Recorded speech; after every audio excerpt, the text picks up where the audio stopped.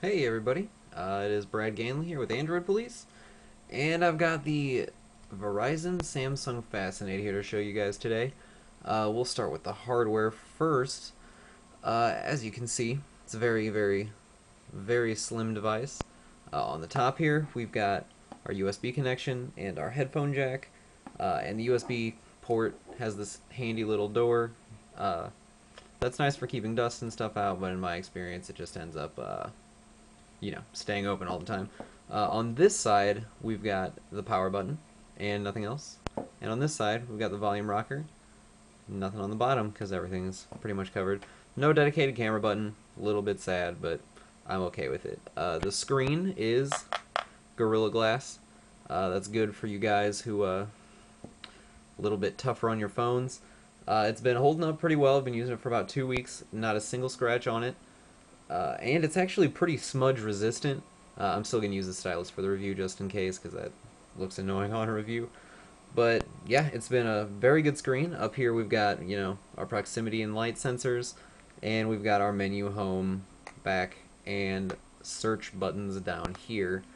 The menu and home button are switched from what I'm used to, so typically I'll end up hitting the menu and home buttons opposite the times I want to hit them. So if I want to go home, I usually end up going to a menu. If I want to hit menu, I'll end up hitting home. Not a huge deal. It is a little bit annoying though, but I'm used to the HTC layout. So if this is your first Android phone especially, you're going to get used to this. It's not going to be a deal at all. Alright, so we'll go ahead and turn it on.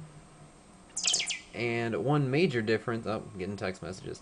One major difference between this and other Android phones is the lock screen. It'll be the first thing you notice. It's really cool. It's got this little puzzle piece. You put it in the slot, and it unlocks it. If you've got a missed call, that'll show up here. If you got a text message, that'll show up here as another puzzle piece, and you just put it in the little slot, and you're good to go. You get 7 home screens, or I should say a max of 7 home screens, because Samsung gives you the cool option of editing your pages. You can't like grab them and swap them, but you can add and remove them. So say, since this one is blank, we'll go ahead and say I'm not using it. Just remove it. Do you want to remove it? I have it set as the default, but yeah, I'm going to go ahead and remove it. You can also change which one is set as the home screen. So if I want that to be my main one, then now when I go back and I hit home, it's going to take me to that screen, which is pretty cool. Uh, all in all, TouchWiz, not really my favorite thing. Down here we got these 4 buttons. Messaging, I use Google Voice, so that is really just wasting space for me. And it takes up a lot of room on the home screen. I feel like I could get a lot more on here were that not there. And you can't adjust that at all. Not a big deal, but I don't like it. But you can always load up Launcher Pro or anything on there if you want to do that. In the notification bar, it's also got shortcuts for Wi-Fi, Bluetooth, GPS, and airplane mode. Again, really handy that they're there. I do use all of these frequently. However, does take up a lot of space. If you got any number of notifications down here, they're gonna stop showing up, and you're gonna have to scroll through them because this is huge. Feel like it could have been a little bit smaller. Again, not a huge deal, but a little bit annoying. In the apps drawer, very nice little implementation of that. It looks very clean, very neat. One weird thing though is that all the apps that come on the phone are up front here, and when you install new apps, they come after that. Not in alphabetical order, but also not necessarily in the order you install them. There are several apps that I've installed that have shown up in the middle somewhere, and that's a little bit strange to me. I don't really understand why they would do that. I kind of just end up having to search for whatever app I'm looking for, which kind of sucks. Just a little quirk, not really that bad, but another thing. That's the third thing now. That's not really a big deal, but kind of annoying if you use the phone for a whole lot of stuff because you're gonna have like 5, 6, 7, 8, 9 pages of apps here that you're gonna have to sift through every time you install one. Uh, it does come with several live wallpapers on it. Let's see if I can get rid of that so you can see. It comes with the ocean one, which is basically a revamped version of the water one that comes with Android. This works really nice. This is an awesome live wallpaper. Works really, really well. It actually looks a lot like I'm actually playing in water, and I like it. But that's about the extent of it. All the other live wallpapers that come on here kind of suck. They look pretty for maybe like 30 seconds, and then after that, you're kind of like, why on earth am I looking at this? But live wallpapers perform extremely well. They're very responsive, and they don't really interfere with the device too much. In my experience, they don't interfere with the battery almost at all. So that's always good.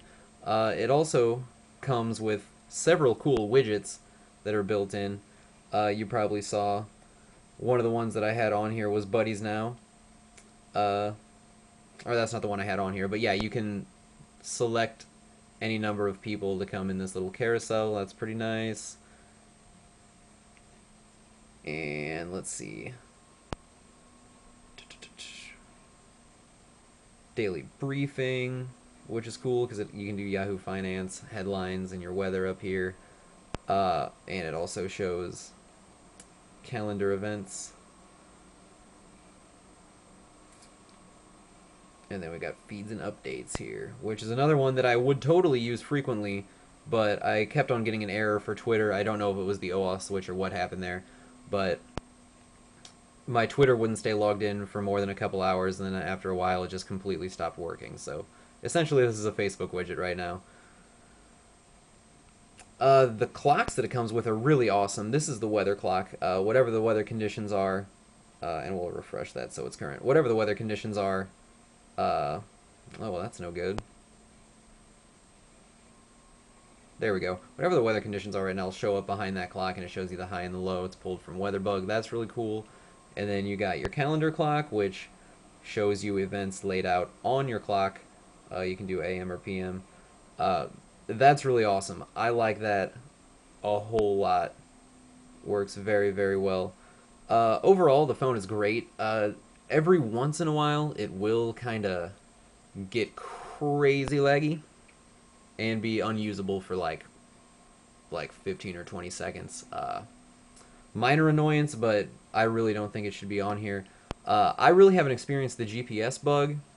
I didn't really have trouble getting a fix. I use Foursquare on here occasionally, and I never really had a problem with that. The only other real quirk that kind of sucks is these buttons, as you can see, have a timeout of 5 seconds, and it's completely unchangeable. If I interact with the phone or anything, they don't come on. I have to hit a button, which is not cool because I want to know what button I'm hitting before I hit it, but I have to hit the button to see the button I'm hitting. It's just kind of a vicious cycle. Don't like it. But overall, great device, very durable, very thin, almost a little bit too light for me, but that's a personal preference issue. The thing takes spectacular pictures, which I'll put in the post to show you guys. Spectacular pictures. The screen is like an HD TV. You just can't match this screen right now. I've never seen anything like it. I know this video isn't doing it justice, but yeah, that's the Samsung Fascinate.